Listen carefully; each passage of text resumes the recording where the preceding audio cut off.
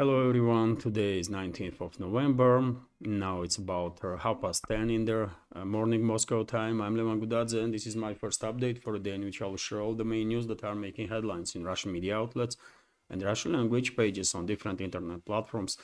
Later on today, at the evening, I will publish on my Patreon second news update on Patreon and Boosty pages with all the additional news that Russian media will report during the day, main news.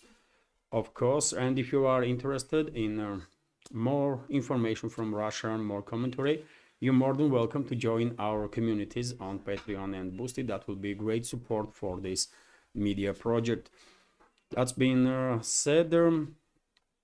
Let's talk about news now, and of course, topic of possible long-range strikes by NATO weapons, NATO missiles deep into Russian territory is still main topic of discussion in Russia, in public, in media.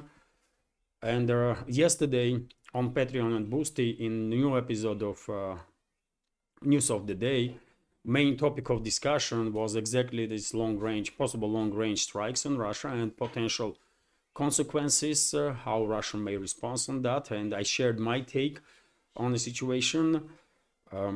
Many members of our community on Patreon watched this video and expressed their opinion. More people will watch, hopefully. And yet again, if you are interested in my take on all this situation, there is a video on Patreon on that. Right now, I will go through some latest report that, for example, according to RBK News Agency, State Department is refusing to confirm or deny basically information that was published in New York Times originally that Biden, his administration authorized long-range strikes deep into Russian territory with ATACMS missiles. Representative of State Department Matthew Miller was asked on this topic during the press conference, and let me give you what he said there. So the US State Department did not confirm the change of US policy regarding the use of long-range weapons on Russian territory.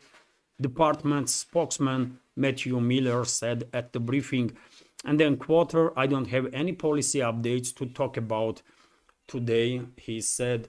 "I guess it will take another day or two, and once Biden will return to US, to Washington from Brazil, where G20 summit is taking place. I guess after his return, we will hear from Biden himself, maybe, or some another high-ranking official in US. Statements on this matter, probably confirmation that yes, US has authorized use of long-range missiles to strike deep into Russian territory, which is, of course, next level of escalation, to say the least. And even though State Department, White House, Pentagon refusing to confirm this information for now, head of EU diplomacy, Josep Borrell, outgoing head of EU diplomacy, actually confirmed this information.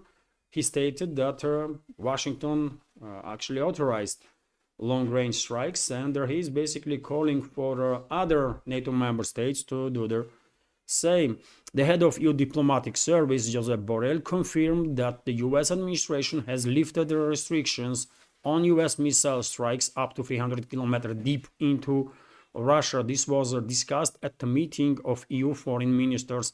He made the corresponding statement at the press conference following their talks of the foreign ministers of the member states of European community. And well, this is quite weird, isn't it? That first US media propaganda outlets are reporting about this very important topic.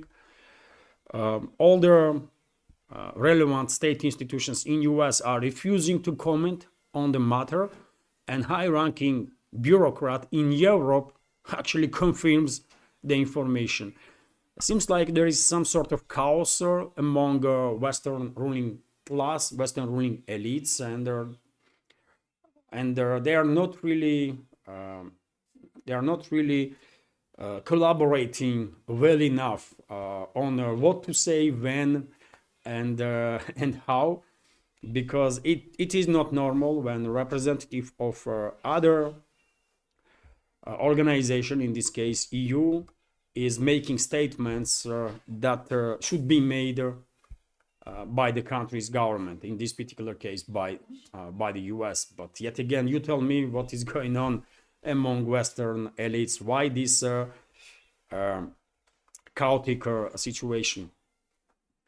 Let's continue. And meanwhile, as I reported yesterday, dear friends, Le Figaro, French media outlet, a couple of hours after New York Times come up with the news about authorization of these long-range strikes, also published information that France and UK have authorized strikes deep into Russian territory with British Storm Shadow and French Scalp EG missiles. Also, although after a couple of hours, this information was deleted from Le Figaro. And later on, we had some additional news from France in this particular case. So France clarifies stance on Ukraine's long-range strike. France is still considering allowing Ukraine to target Russian territory with French-supplied missiles. Foreign Minister of Republic Jean-Noël Barrot has stated after the US reportedly shifted its policy on the use of US missiles to strike deep into Russia. And by the way, British Defense Ministry is refusing to comment on this information from Le Figaro that UK also has lifted their strikes deep into Russian territory. I think both capitals, both regimes in UK and France actually had authorized such strikes, and they need now permission from US, from Washington, to openly say so. Probably leadership of France and UK will wait until Biden will go back to Washington, and after US officials will make such statements about long-range strikes, authorization of the long-range strikes, and after that, if and when France and UK will receive permission from US to authorize official permission to authorize strikes with Storm Shadows and Scalp EGs on Russia, we will hear such statements from London and Paris. One may ask why would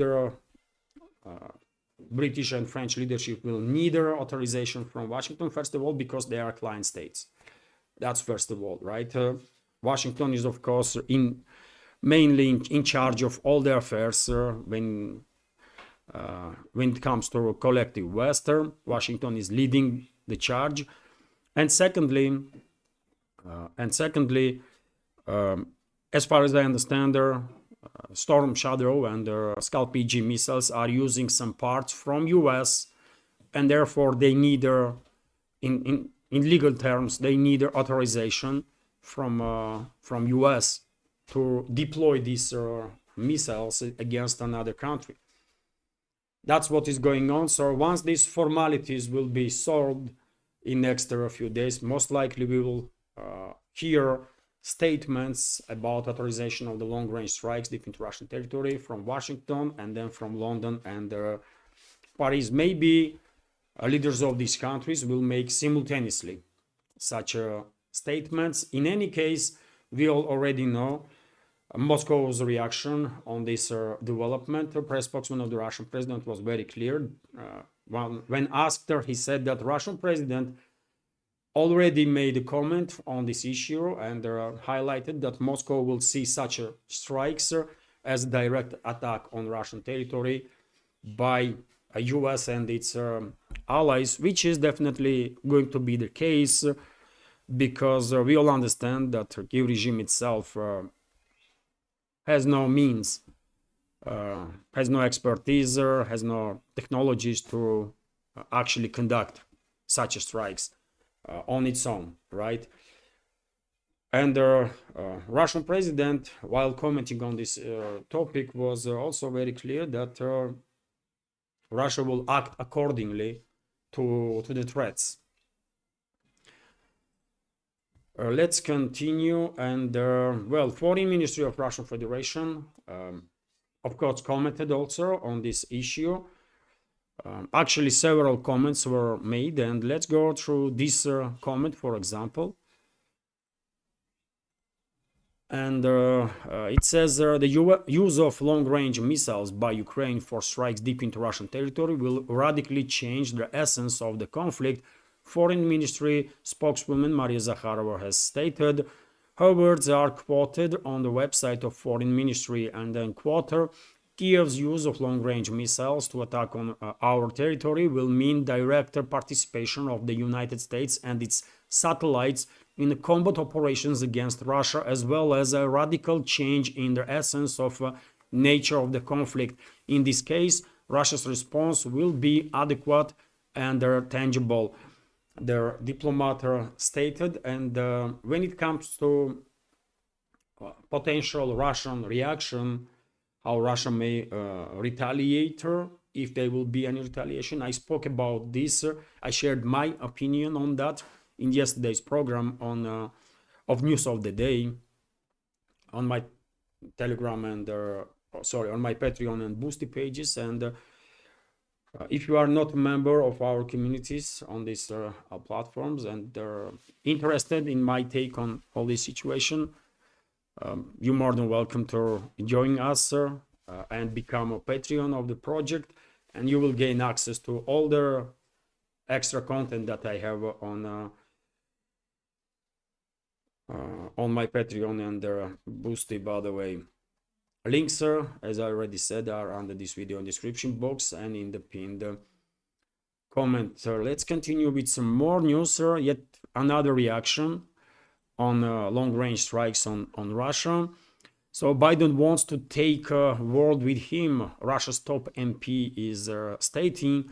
The outgoing President Joe Biden is taking the US and the rest of the world down with him by escalating the conflict between Moscow and Kiev. The chairman of the Russian State Duma, Vyacheslav Volodin, stated on Monday Biden has reportedly removed US sanctions on Ukraine's use of long-range missiles, according to New York Times report on Sunday, which described the move as a significant escalation that might provoke a direct response from Moscow. The White House has made no official statements on the matter for now, as I already mentioned. Volodin said it appears that elderly Biden, nearing the end of his life, is dreaming of eternity and wants to pull America under with him and maybe the entire world as well.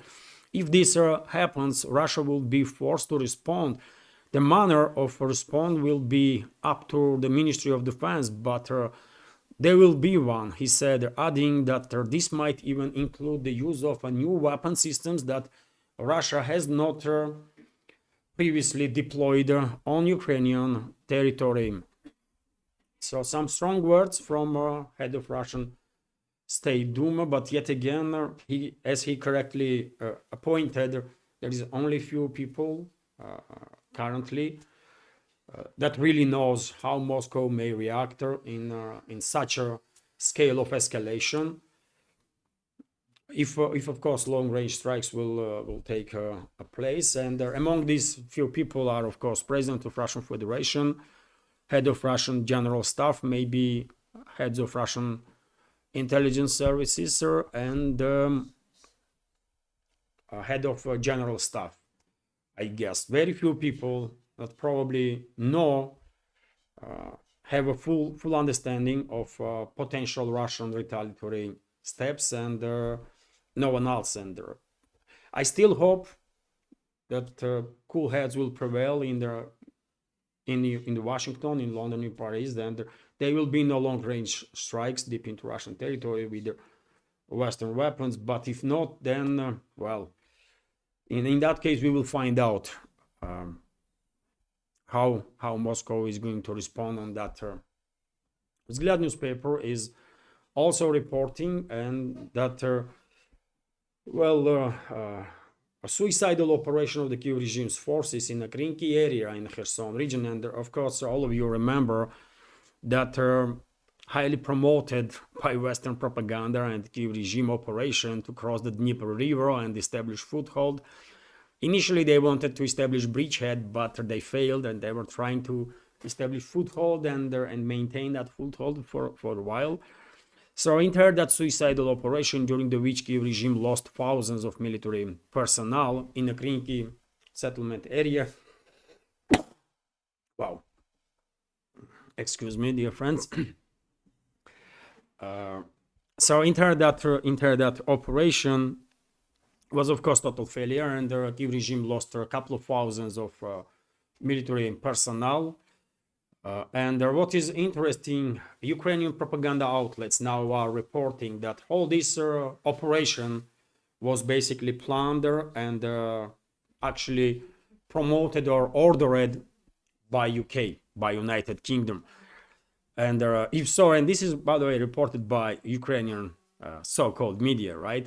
And if so, you tell me about what Zelensky was talking about a couple of days ago when he was bragging that Ukraine is a sovereign state and no one can force it to sit on a negotiation table and that kind of stuff.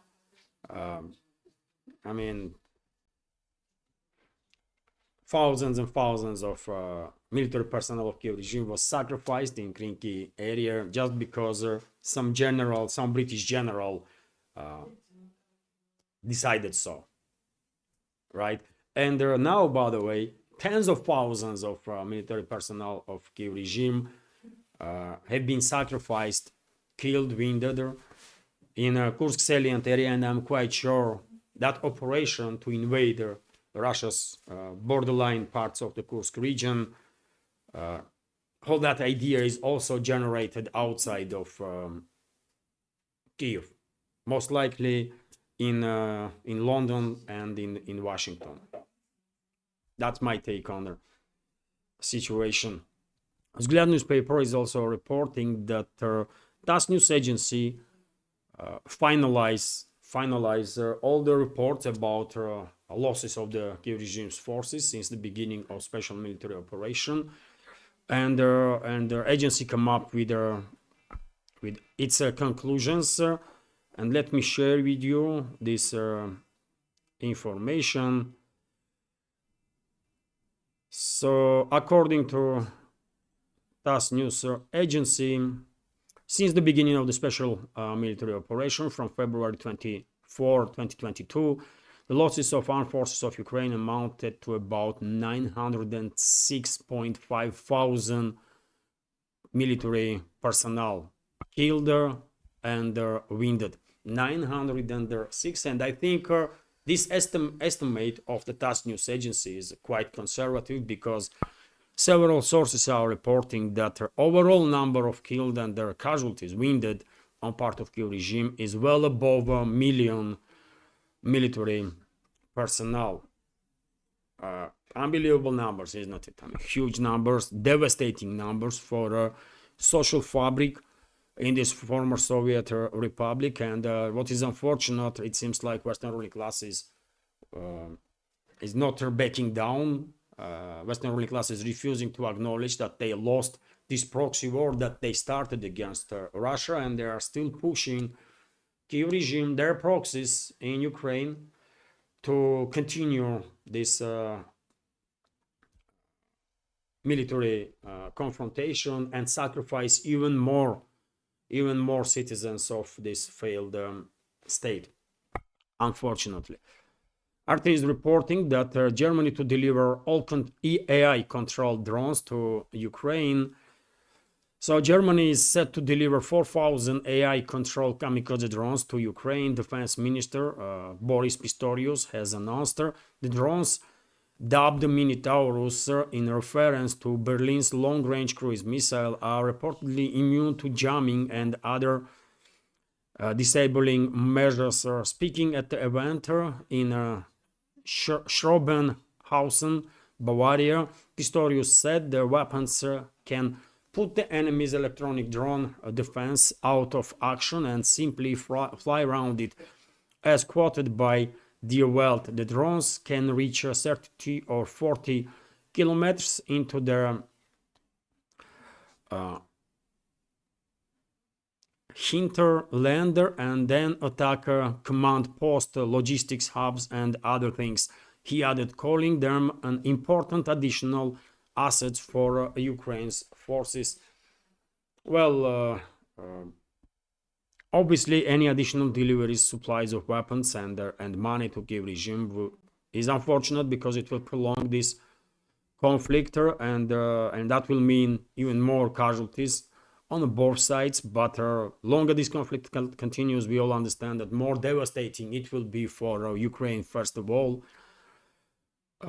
and therefore, of course, this is tragedy what is happening and very unfortunate. But I guess German's defense ministry is just too optimistic or too naive about some German manufactured weapon systems. Come on, man. Did you really know how to make proper weapon systems in Germany? Really? How many, how many times we hear about these incredible Leopard 2 tanks and German howitzers that, cannot even be detected and stuff. And how many of them being destroyed already? Dozens, right? Dozens and dozens and dozens. And Kiev regime is running out of Leopard tanks, actually, right? And the German howitzers. So therefore, I don't believe a single word from this criminal and mass murderer, so-called defense minister of Germany. Of course, Russian radio electronic warfare system will jam these German kamikaze drones, like all the other drones that Kiev regime is using, being jammed quite effectively. And not just drones, by the way, but missiles also.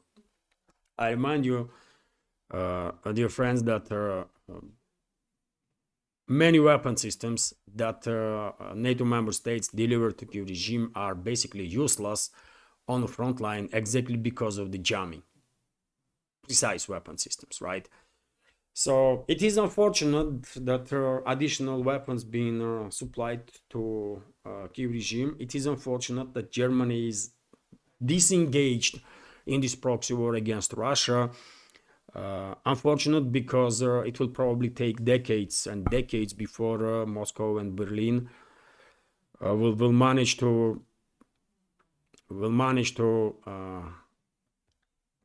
rebuild their relationships.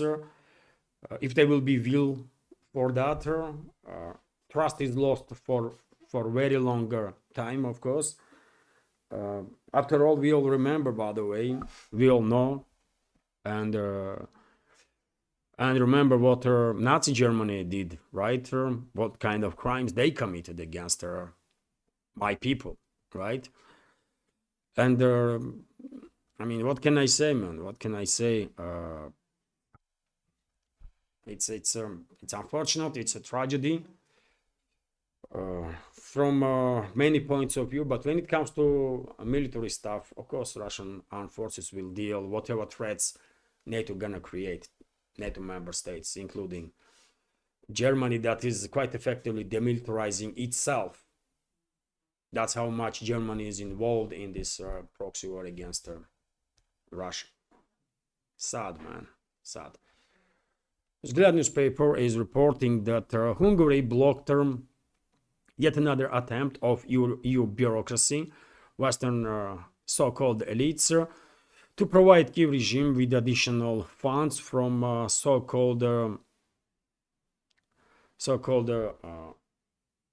European Fund for Peace for Ukraine.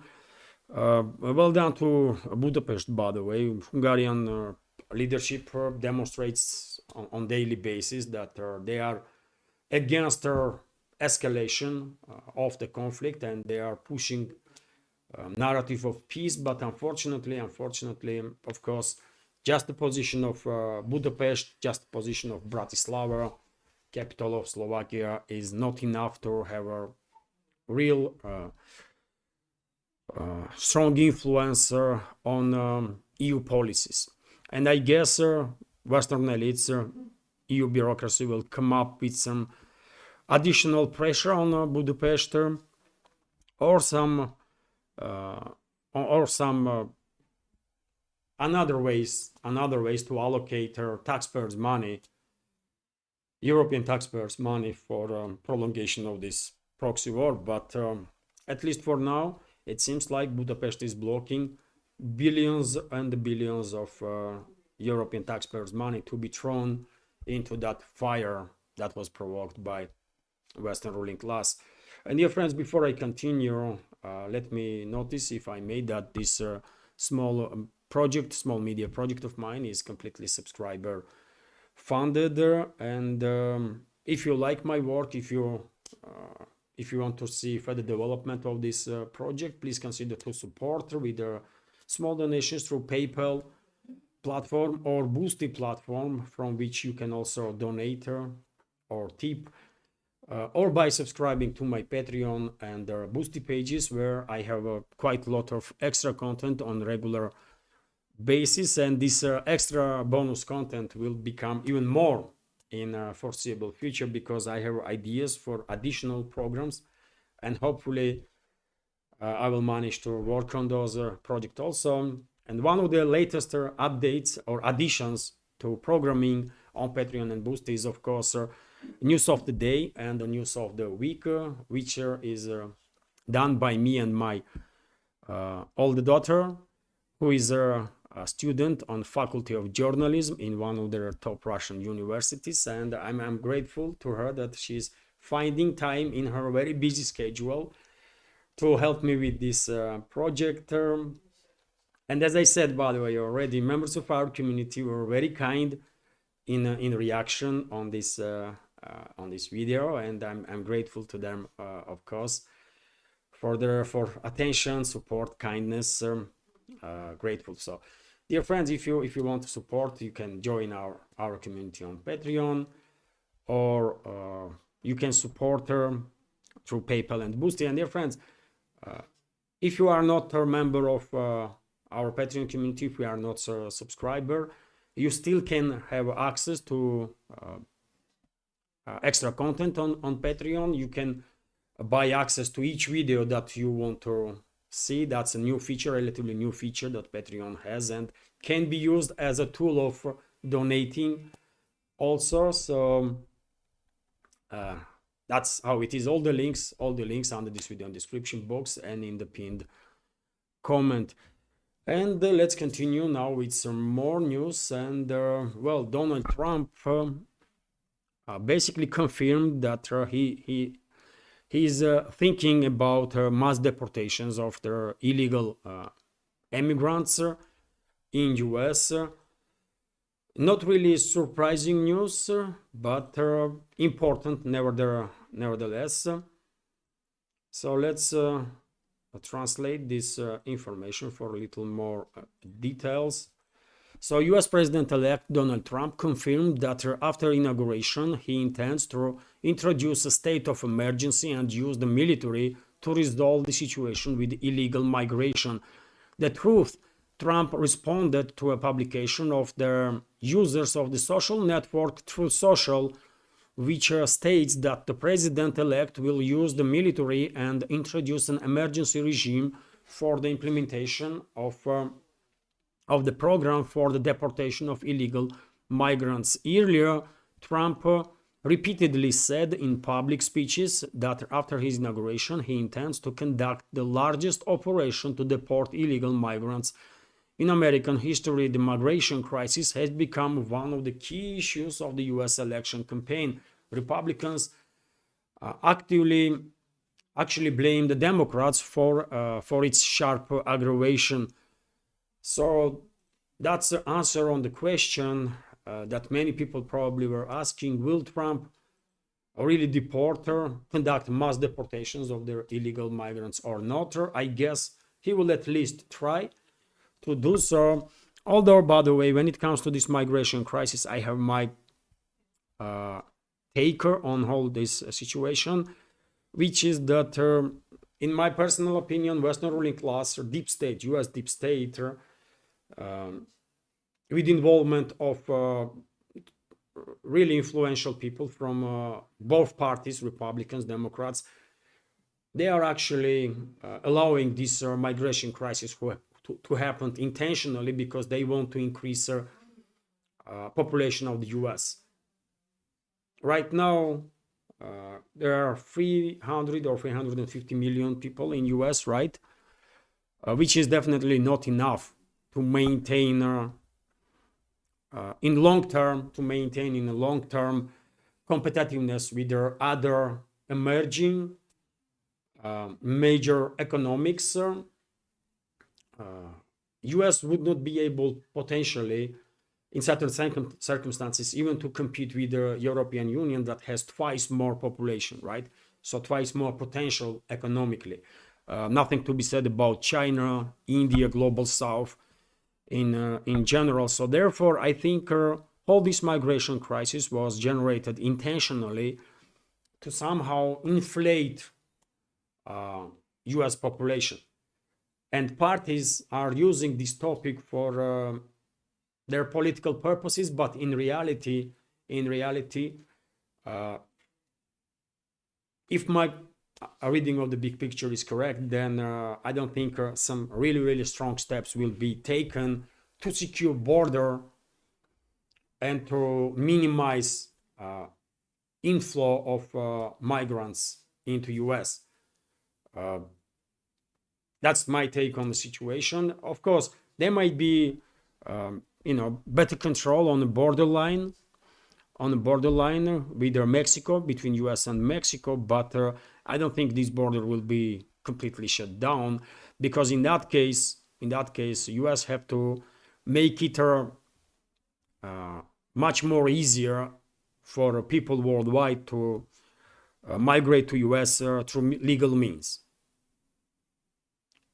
So if this is not in the plans of Biden's administration to make it easy to migrate to US, then even if he wants to deport all the millions of illegal migrants in US, he would not be able to succeed in that if a deep state Western ruling class is really focused on increasing population of the US by whatever means, right? To maintain US, to increase US potential to stay competitive on with in regards to other economies that have a bigger potential, because they have objectively have a much more bigger population, right? Members of our community, please share your opinion. Am I reading of the big picture is correct, or maybe there is something there? Because we are talking about US, by the way, and I find it really difficult to understand how it's even possible that one of the major superpowers in this world are kind of unable to shut down its borders or to establish a true control on the border. I mean, this has to be done intentionally. That's only explanation, right? Because if US wants to, they can shut down that border very, in fairly short time and quite effectively, right? But this was not done for whatever reason, and in my understanding, reason is that certain influential forces in US want to inflate population of the US by millions and millions, by the way, and therefore increase potential of US economy. But anyways, I will, as you know, I read comments, so I'm interested what is your take on this topic. Also, RT is reporting that Trump's security chief nominee blasts Biden's Ukraine missile escalation. So this is interesting, obviously.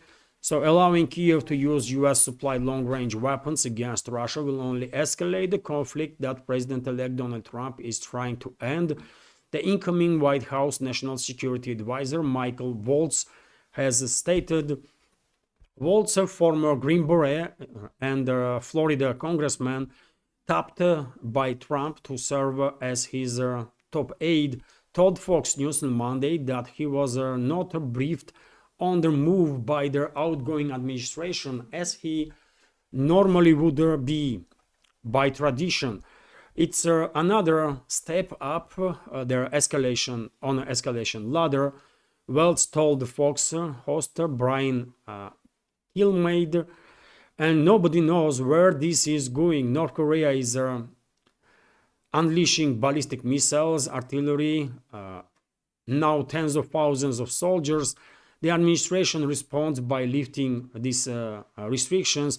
North Korea sends more soldiers. South Korea is now saying it may get engaged. Ukraine has accused the Democratic People's Republic of Korea of sending weapons and their thousands of troops into Russia to aid Russia. Washington has accepted this claim at the face value, although no one provide, at least for now, any real evidences of presence of North Korean troops in zone of special military operation or in zone of counter-terrorist operation in the Kursk salient area. But this topic, this narrative, basically was used, according to New York Times, as one of the justifications for lifting this by Biden's administration, to lift their restrictions on U.S. military personnel, basically, to conduct strikes deep into Russian territory with ATACMS missiles, because that's what this topic is all about. As I said many times before, the regime on its own cannot do this kind of stuff without direct involvement of the Western militaries, right? It's just factual. Anyways, let's go through some additional statements that Welts made. So this is a development, but it's a tactical one. Waltz added, President Trump is taking a ground strategy here. How do we get both sides to the table to end this war? What's the framework for a deal, and who's sitting at the table? He's asking. Trump is putting together an all-star team that will consider the broader strategic issues and ways to we drive this war to the end, Waltz said. But meanwhile,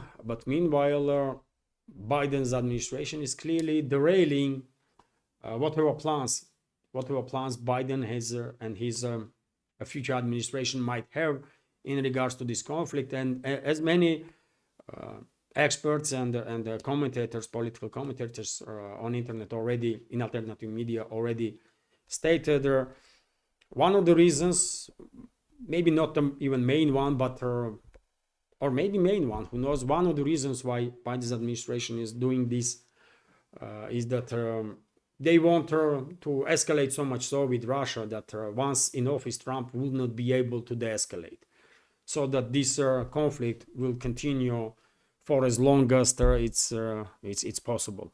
I guess this is the idea behind this decision, or at least that's the opinion that is circulating on internet, isn't it? We will find out. We will find out.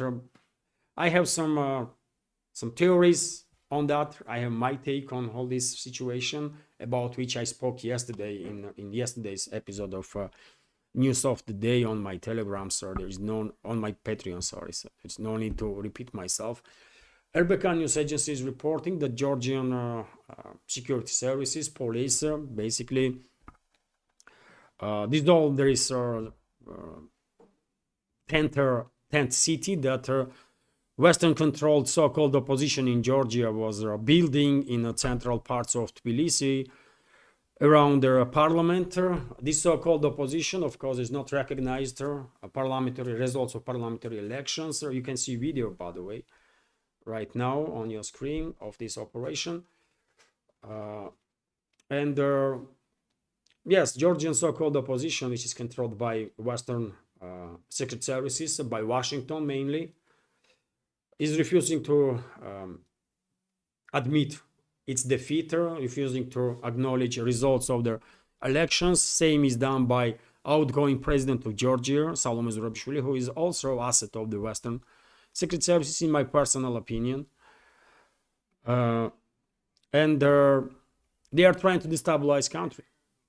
They try to create this tent city, and when I see some videos, by the way, some video footage, it clearly resembles the tent city that Ukrainian Nazis were creating on the Maidan in 2014, before they conducted the coup d'etat.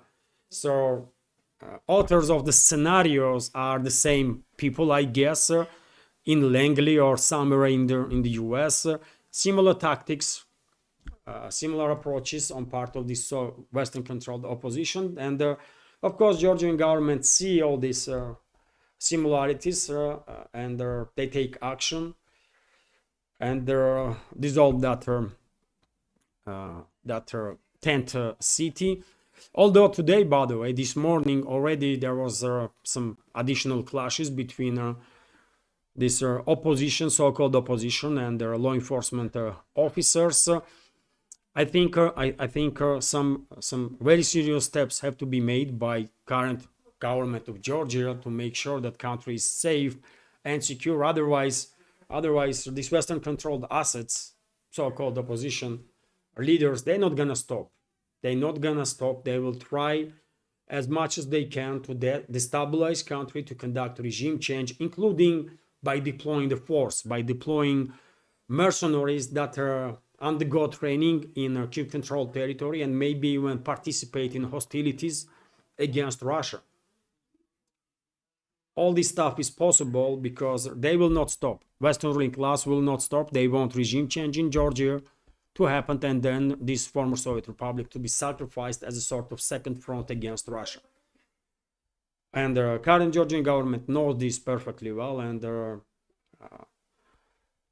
they should, in my personal opinion, they should take some very serious steps to minimize all the risks that the so-called opposition is presenting to their society, to the social fabric, and to the republic itself. But right now, unrest continues in Georgia. And well, meanwhile, as you know, as I reported in my previous updates, there was unrest in Abkhazia also, breakaway republic from Georgia. Let me show you on a map, by the way, this area. So this is Georgia here on the Black Sea coast. This is Southern Caucasus region, by the way. And Abkhazia and South Ossetia was a part of, they were autonomies in Georgian Soviet Socialist Republic, and after Soviet Union collapsed, unfortunately, ethnic conflicts erupted in Georgia. There was a civil war, and eventually Abkhazia and South Ossetia declared their independence, and in 2008, after yet another escalation, Russia recognized independence of South Ossetia and Abkhazia. And Abkhazia on regular basis experiences some unrests, and 2024 is no exception. In more than a week now, opposition there and their supporters were conducting demonstrations. They were blocking roads, bridges, some vital communication ways. Also, they started entering the governmental buildings, and demanding. Initially, they were demanding ratification to be stopped of the agreement between Abkhazia and Russia on guarantees on investments. But later on, opposition started demand the resignation of the president. They entered, as I said, government buildings, and eventually situation gets so bad that according to latest report, president of Abkhazia steps down, agreed basically on demands of opposition and resigned.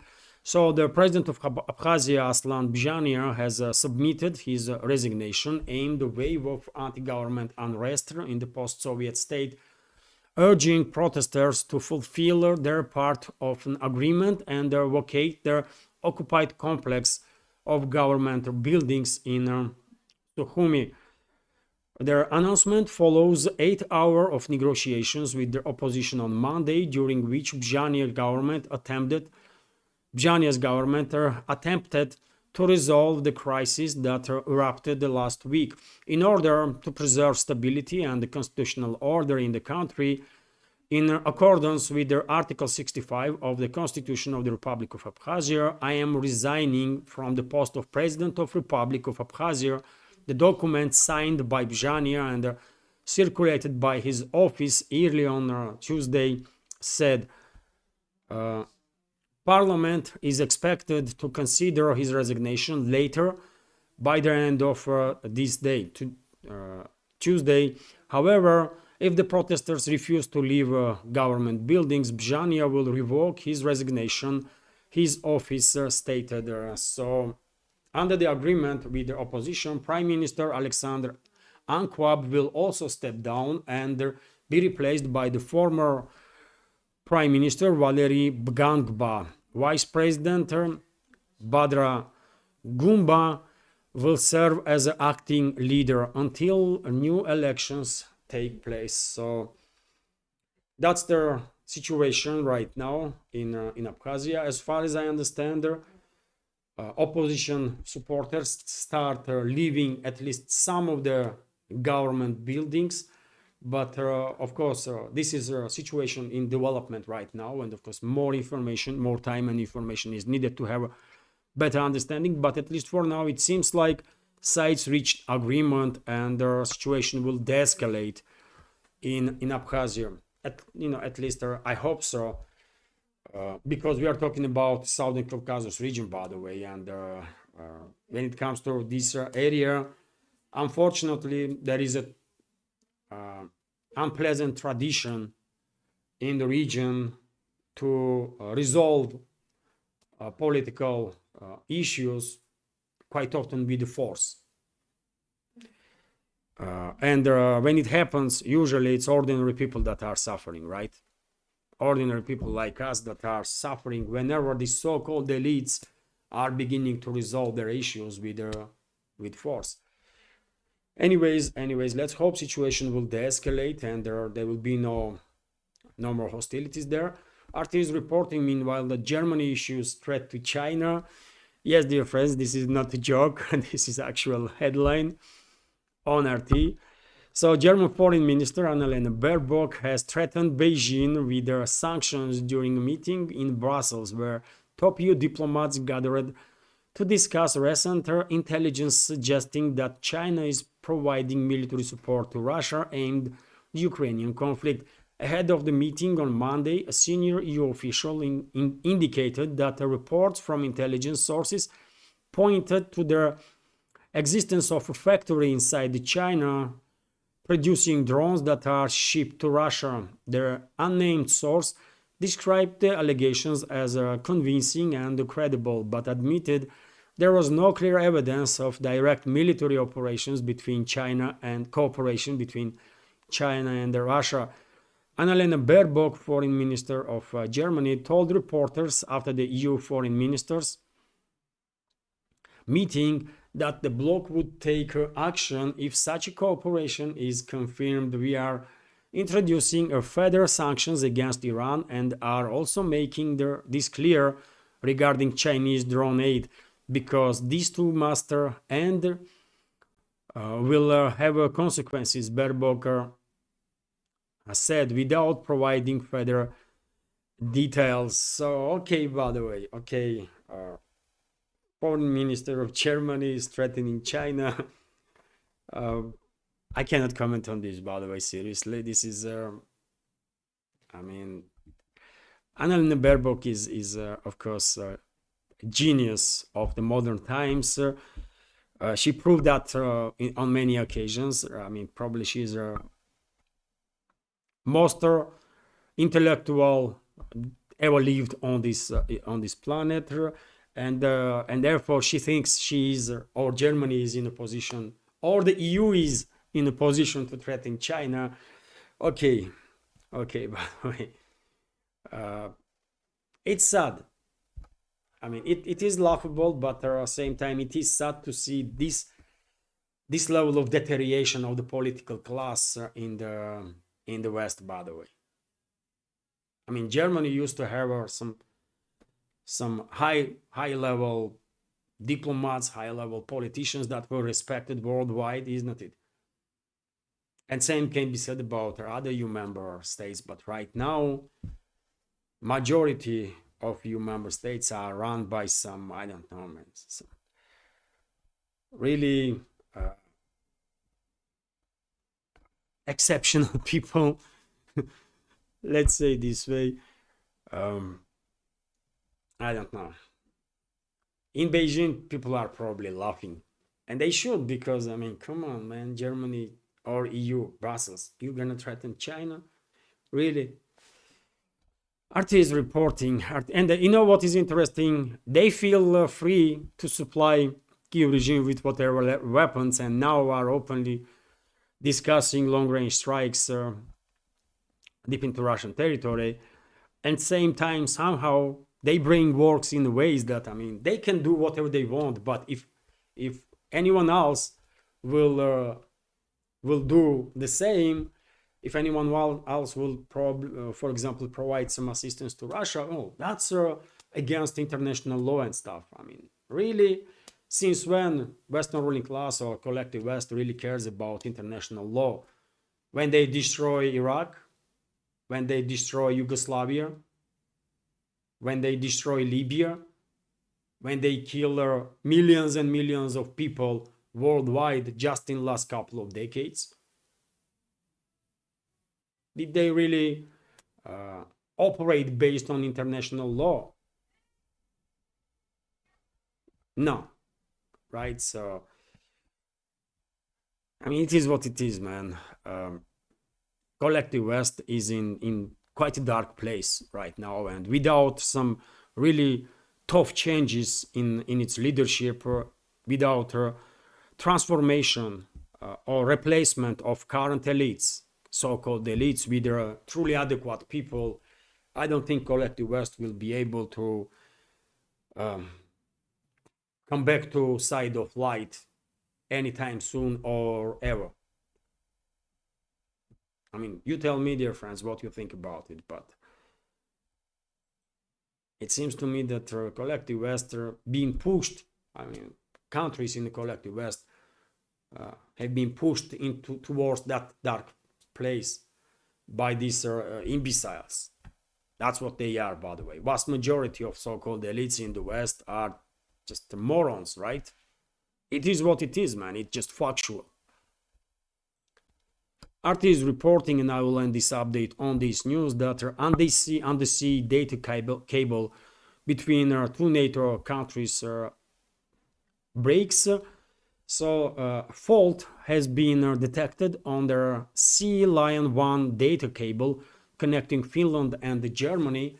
AP has reported, citing authorities in Helsinki, capital of Finland.